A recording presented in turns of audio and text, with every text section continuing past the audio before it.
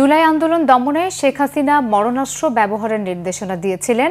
সম্প্রতি বিবিসিআই প্রকাশিত অনুসন্ধানে উঠে আসা এই তথ্য বিচার প্রক্রিয়ার স্বচ্ছতা বাড়াবে এবং এটি ডকুমেন্ট আকারেও ট্রাইব্যুনালে উপস্থাপন করা যাবে বলে জানিয়েছেন আন্তর্জাতিক অপরাধ ট্রাইব্যুনালের প্রসিকিউটর গাজী এম.এইচ. তামিম।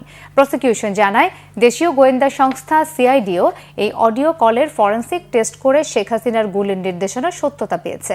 বিবিসিআইয়ের যাচাই করা ওই রেকর্ডিং অনুসারে শেখ হাসিনা তার নিরাপত্তা বাহিনীগুলোকে বিক্ষোভকারীদের বিরুদ্ধে প্রাণঘাতী অস্ত্র ব্যবহার করার অনুমতি দিয়েছেন এবং যেখানেই আন্দোলনকারী দেখা যাবে সেখানেই গুলি করতে বলেছিলেন।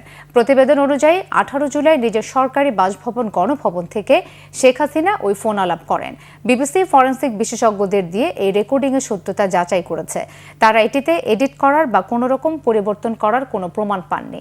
এদিকে জুলাই আগস্টে গণহত্যার মামলায় শেখ হাসিনার বিরুদ্ধে অভিযোগ গঠন করা হবে কিনা সে বিষয়ে ট্রাইব্যুনালে 10 জুলাই আদেশের দিন ধার্য রয়েছে।